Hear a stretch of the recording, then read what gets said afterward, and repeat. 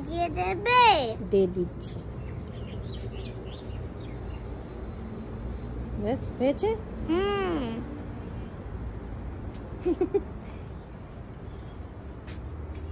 এই ফুলটা ছিঁড়ছিস কেন? এই ফুলটা আমি কৃষ্ণকে দিব। কৃষ্ণকে পূজা দেবে? তুমি কি সেজেছ? আমি সেজেছি রাধা রানী। আজকে কি? আজকে রাধা অষ্টমী। সবাইকে বলো কিছু, তুমি তো রাধা রানী, ছোট রাধা রানী। সবাইরা রাধা অষ্টমী করছো তো?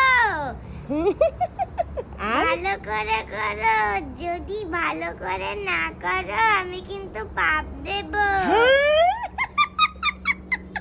তুমি সত্যিকারের রাধা রানী হয়ে গেছো?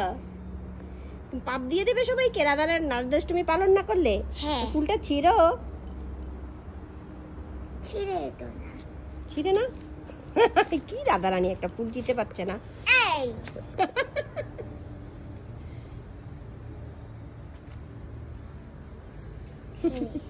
সবার উদ্দেশ্যে একটু আশীর্বাদ করে দাও।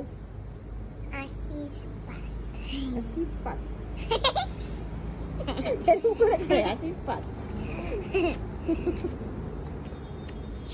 কি করবো? যাই দিয়ে আসি।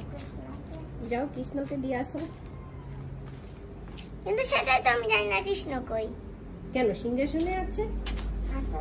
এইটা কোনো কথা? তুমি রাধা রানী হয়ে সবাইকে পাপ দিয়ে দিতে পারছো আর সেটা জানছো না তুমি কৃষ্ণ কোথায় থাকে? যাও যাও, আসো আসো।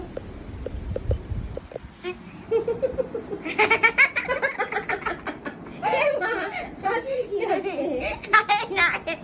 নাকেরই খুলে গেছে দেখি রাধা রানী। রাধা রানীর নাকেরই খুলে গেছে।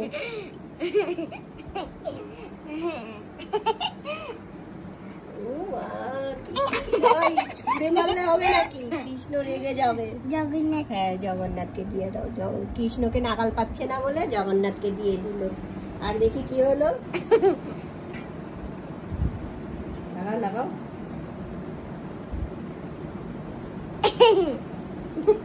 পারি না কিছু, বলো তো কেরমটা লাগে।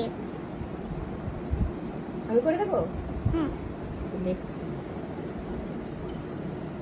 আমিও তো এক হাতে পারবো না, এক হাতে তো আমি ক্যামেরা ধরেছি, কি করে করবো? তা আমি ধরি। হ্যাঁ ধরে থাক, ক্যামেরাটা ধরে থাক। গুড। এটা আগে আমি এমন করে নেই যাতে টাইট হয়। এবার ভিতরে দিয়ে ব্যাস, এই তো অরিজিনাল রাধা রানী হয়ে গেছে। খুলে গেছিল। কখনো